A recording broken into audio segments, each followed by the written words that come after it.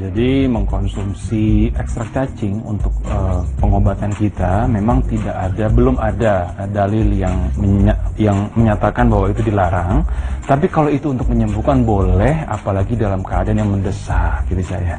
Iya betul sekali, tapi tetap harus diingat ya, karena tentu pasti kan ada berbagai cara nih untuk bisa menjadikan hewan kecil tersebut akhirnya menjadi obat.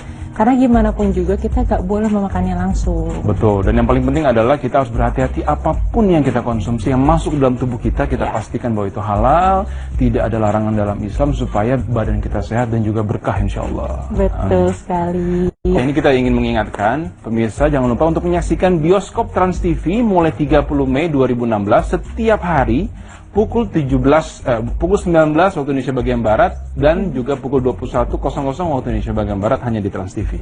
Betul sekali. Nah setelah ini pemirsa kita masih ada berita menarik lainnya nih. Jadi jangan kemana-mana, tetap di Berita Islami Siang.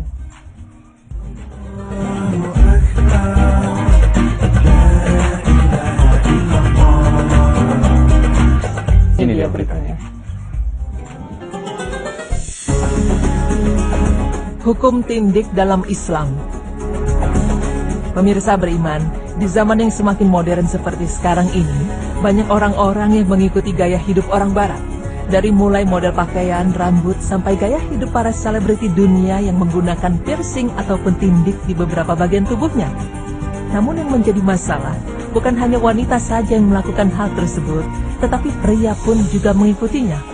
Lalu sebenarnya, bagaimana hukum tindik dalam Islam? Bagi perempuan, tindik merupakan hal yang diperbolehkan di dalam syariat Islam, seperti misalnya tindik di bagian telinga. Karenanya tindik di bagian telinga berfungsi untuk menempatkan perhiasan dan mempercantik diri.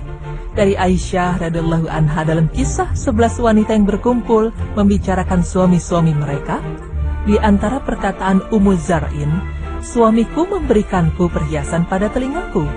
Kemudian di akhir hadis, Rasulullah Shallallahu Alaihi Wasallam bersabda kepada Aisyah radhiyallahu anha yang artinya, bagimu aku bagaikan Abu Zar'in bagi Ummu Zar'in. Hadis riwayat Al-Bukhari 5189 dan Muslim 2448. Kemudian dari Jabir bin Abdullah di dalam kisah salat hari raya bahwa Rasulullah Shallallahu Alaihi Wasallam bersabda yang artinya, maka para wanita yang menyedekahkan perhiasan-perhiasannya, mereka meletakkan anting-anting dan cincinnya pada baju Bilal. Hadis riwayat Bukhari 964 dan Muslim 885. Dalam hal ini, ulama membolehkan wanita memakai tindik karena kebutuhan mereka untuk berhias dengan anting. Setelah kita memahami bahwa wanita boleh memakai anting karena kebutuhan berhias, ini menunjukkan bahwa bertindik merupakan ciri khas dari wanita. Lalu bagaimana dengan tindik pada laki-laki?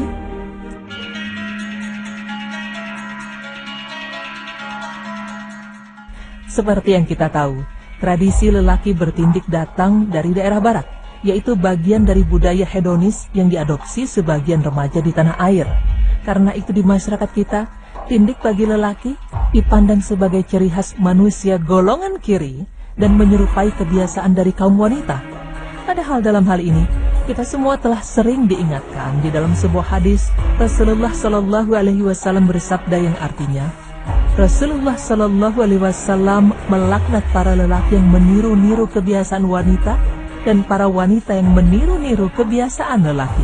Hadis riwayat Bukhari 5885. Dari hadis tersebut, jelas bahwa Islam melarang keras laki-laki yang bertindik, bahkan termasuk ke dalam golongan dosa besar yang ancamannya adalah laknat dari Allah Subhanahu wa Ta'ala dan para Rasulnya. Atas dasar inilah, para ulama mengharamkan tindik bagi lelaki. Di samping itu, kita tidak diperbolehkan meniru kebiasaan suatu kelompok yang dicatat tidak baik oleh masyarakat. Seperti di dalam sebuah hadis dari Ibnu Umar radhiyallahu anhu, bahwa Rasulullah Shallallahu Alaihi Wasallam bersabda yang artinya, barang siapa yang meniru suatu kaum, maka dia termasuk golongan mereka. Hadis riwayat Ahmad dan Abu Dawud.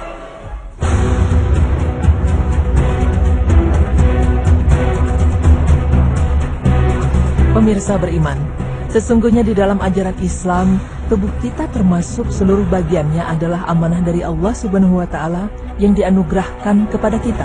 di mana dalam hal ini kita diminta untuk melindungi dan merawatnya dengan sepenuh kemampuan diri kita sendiri. Dan konsekuensinya adalah kita tidak diperbolehkan untuk merubahnya atau merusaknya dengan sesuatu yang tidak perlu. Dalam hal ini kita hanya diperbolehkan untuk turut ikut campur dengan tubuh kita ini jika ada cacat alami yang diderita untuk tujuan menyembuhkan atau memperbaiki ke dalam hal yang lebih baik. Karena sesungguhnya usaha lainnya yang mencampuri atau merusak tubuh kita termasuk kegiatan yang merubah ciptaan Allah Subhanahu wa Ta'ala yang juga telah dikecam olehnya di dalam Al-Quran. Seperti yang kita ketahui di dalam Al-Quran bahwa setan yang terkutuk berikrar kepada Allah Subhanahu wa Ta'ala bahwa ia tanpa kenal lelah akan terus menyesatkan manusia dengan kerusakan dan kebinasaan. Berikut di dalam sebuah ayat Allah Subhanahu wa Ta'ala berfirman yang artinya, "Dan aku benar-benar akan menyesatkan mereka dan akan membangkitkan angan-angan kosong pada mereka dan menyuruh mereka memotong telinga-telinga binatang ternak, lalu mereka benar-benar memotongnya, dan akan aku suruh mereka mengubah ciptaan Allah, lalu benar-benar mereka mengubahnya. Barang siapa yang menjadikan setan menjadi pelindung selain Allah, maka sesungguhnya ia menderita kerugian yang nyata." Quran Surah An-Nisa ayat 119. Berdasarkan ayat tersebut, maka body piercing atau tindik, mentato tubuh, dan lain sebagainya, semuanya termasuk ke dalam kategori kepada kegiatan campur tangan yang tidak perlu, karena sama saja dengan merubah dan merusak ciptaan Allah Subhanahu wa Ta'ala. Untuk itu bagi seorang muslim yang taat dan sadar dengan agamanya, tidak perlu berpikir untuk melakukan kegiatan-kegiatan tersebut, karena selain dilarang di dalam syariat Islam, tindik dan tato bisa berakibat membahayakan tubuh, bahkan dapat mengakibatkan pelakunya siap berhadapan dengan beberapa risiko kesehatan. Pemirsa beriman, itulah hukum tindik yang sebenarnya di dalam Islam. Semoga dengan pemaparan tadi dapat mengingatkan kepada kita semua agar selalu menjauhi segala perbuatan yang dilarang di dalam agama Islam dan menambah keimanan kita kepada Allah Subhanahu wa Ta'ala. Amin ya rabbal alamin.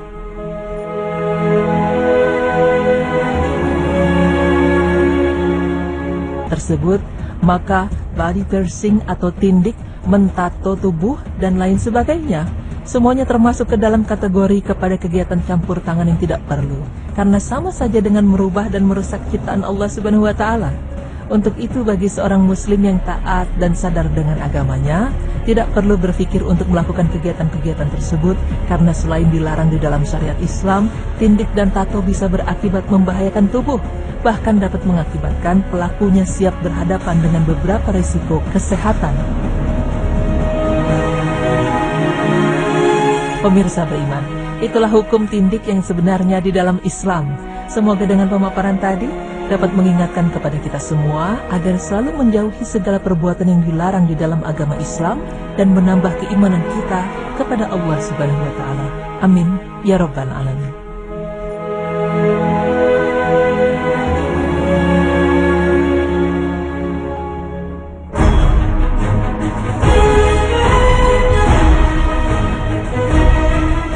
Alhamdulillah, berarti sudah jelas nih sekarang saya bahwa memang tindik itu boleh untuk perempuan untuk menandakan dan juga untuk dia berhias, ya. Betul sekali, tapi untuk para lelaki sebaiknya jangan ditindik karena itu sebenarnya adalah salah satu ciri khasnya wanita. Betul, dan memang kita tidak boleh mengikuti kebiasaan atau budaya satu kaum, dan itu memang sangat dilarang saya. Dan memang kita harus sangat berhati-hati, apapun yang kita gunakan, yang kita pakai, yang kita lakukan harusnya sesuai dengan tuntunan Rasulullah SAW. Amin. Nah pemirsa, kita mau ingetin lagi nih, jangan lupa untuk saksikan bioskop Trans TV mulai tanggal 30 Mei 2016 pukul 7 dan 9 malam waktu Indonesia Barat hanya di Trans TV. Betul. Dan setelah ini kita masih punya satu berita yang sangat menarik lagi. Sesaat lagi tetap di Berita Islami Siang.